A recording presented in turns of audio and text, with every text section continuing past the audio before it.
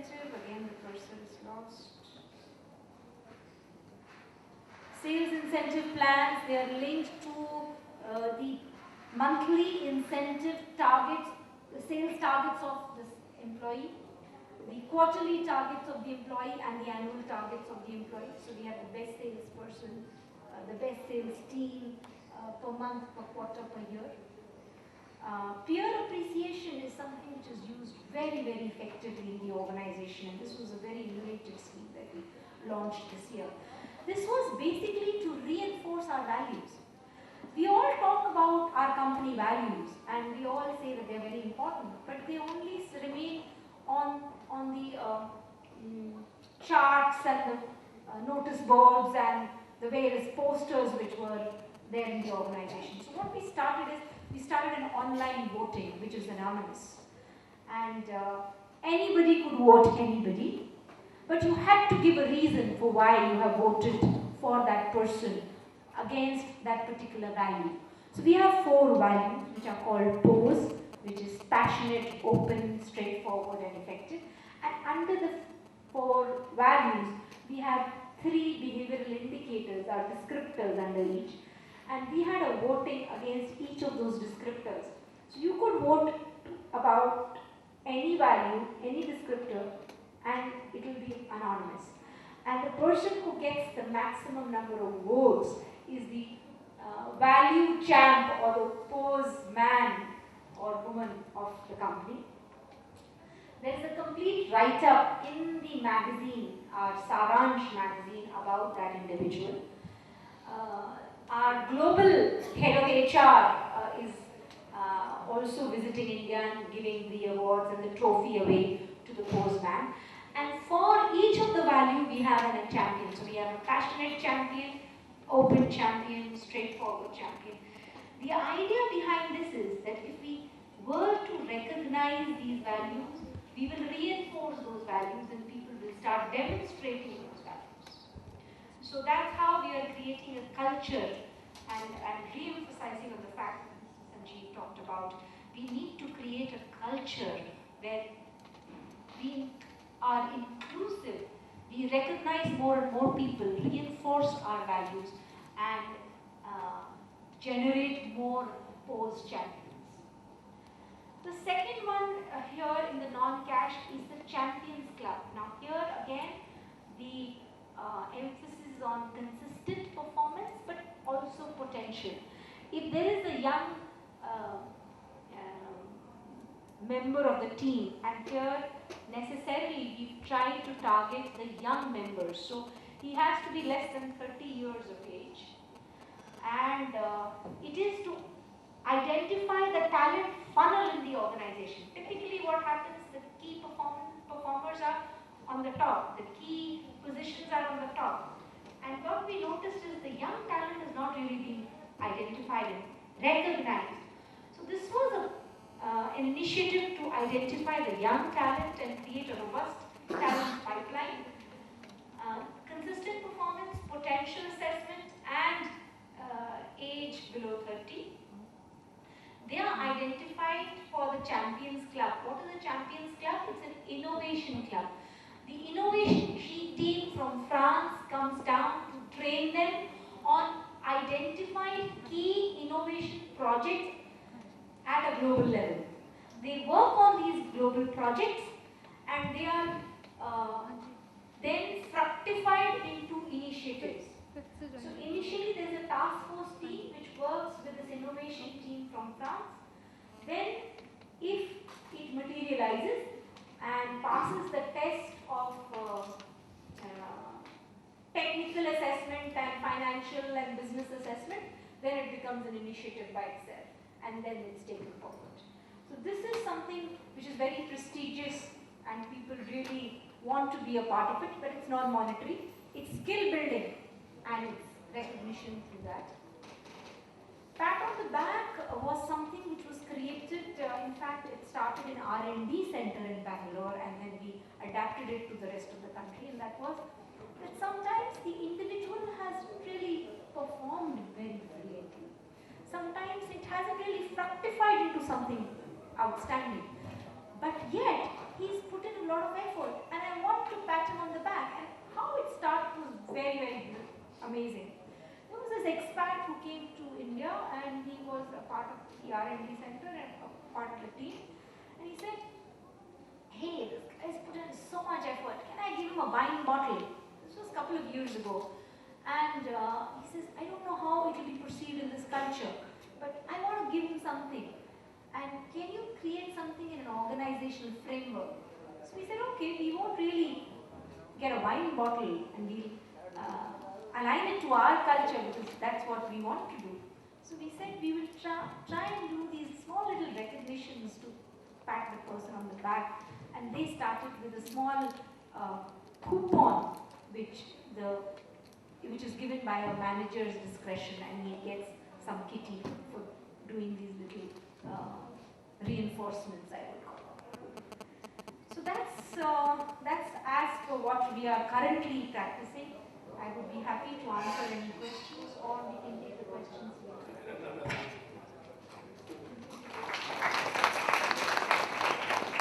All of us. One innovative practice which we could get it is peer appreciation. It's really good. You can work in organizations. How it goes on online voting and then making people worthy for recognition like that. When working on employee engagement, go through initiatives. There could be more like that. International training programs for good performers. So these could be the innovative practices for people away from cash rewards and all that. Last I would expect VPC.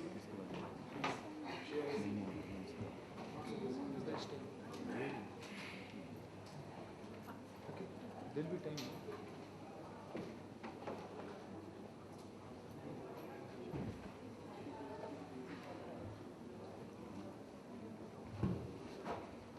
Good afternoon, ladies and gentlemen. I think we are at the fag end, and I think we had a reasonably good deliberation on the subject, and I would like you to take you to a little different tangent, on a little different plane. I'm going to share a couple of practices which we follow in my organization. I primarily represent a group which is a multi-business, multi-location, Indian multinational.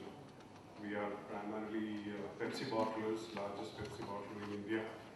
We also run Pizza Hut, KFC stores in North India and East India, and there are many businesses. So a couple of practices I'll share so far on reward recognition is concerned. But more importantly, I would like you to understand and appreciate the conceptual context of this particular theme. When we are talking about, the theme of this afternoon session is innovative practices and reward and recognition to retain top talent. This is the theme which I've been given to.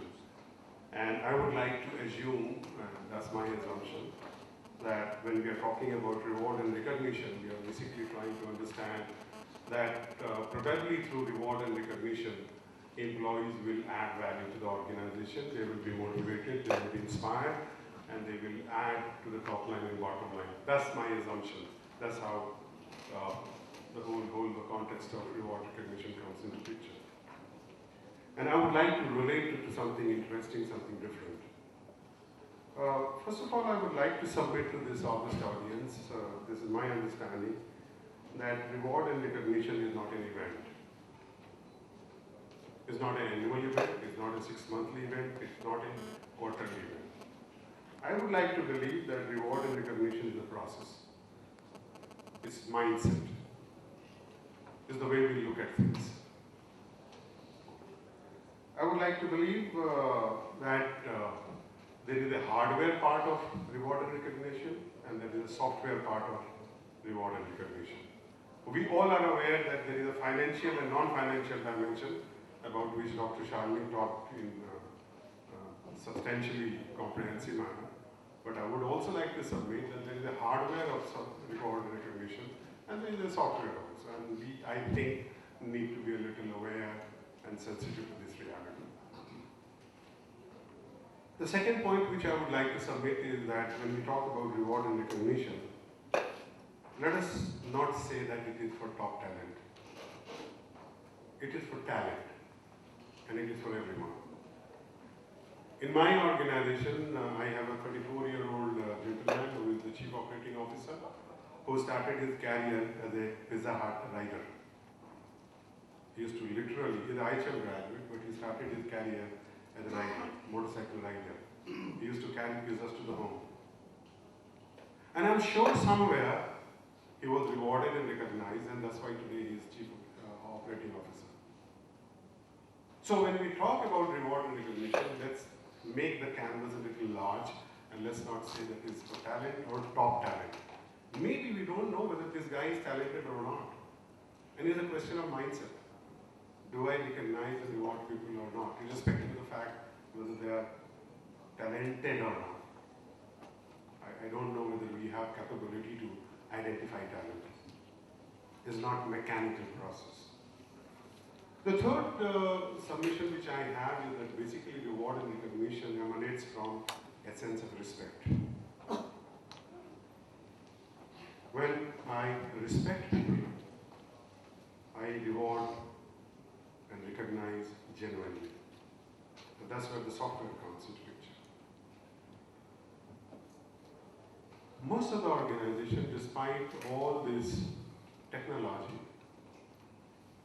again this is my submission with humility, probably the employees are saying this, they may not be articulating it, but saying amongst themselves in their mind what Mirza Ghalib said some time back.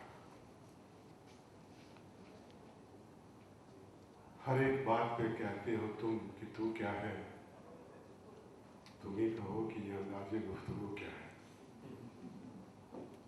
I believe most of us treat our colleagues, our team members in a manner which emanates that kind of a dialogue. They don't say it, they don't articulate it, but that's what they feel. They are questioning our andaze guftagu. And then we are talking about reward and recognition.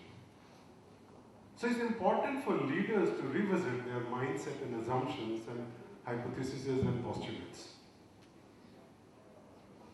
And I would encourage myself and everyone to visit our postulates and assumptions. That do we treat our people as people? That's something I would like to submit.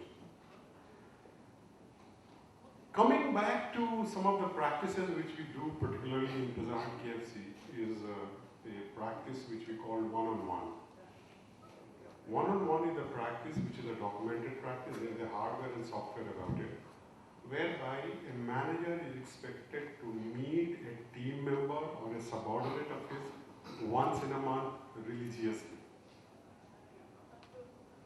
And this 1 hour dialogue between boss and subordinate, and pardon my language because I don't want to talk as a boss and subordinate, they sit together and they discuss how this boy and girl is doing, what are his or her opportunities, strengths, so on and so forth, and how he or she can become a better person, a better professional in times to come.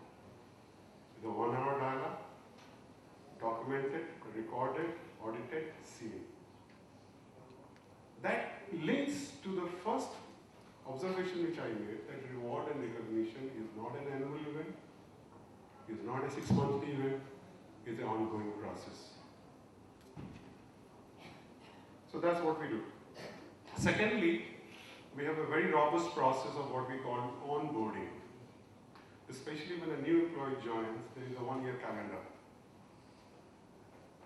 We did a lot of mistakes internally, and now we have done some calibrations. Basically, this 1-year calendar gives milestones whereby an employee, when he or she joins, he or she is taken and respected. And it's very akin to what happens in a family when a daughter-in-law comes. You don't ask your daughter-in-law to start cooking from the second day. She's given breathers, she's given time to get acclimatized to the family. So that concept has been translated to organizational setting. So there's a 1-year calendar by which the employee gets encultured into the organization. And I'm basically accepting this person as a human being. I'm recognizing this person as a human being. And we are not only talking about financial rewards.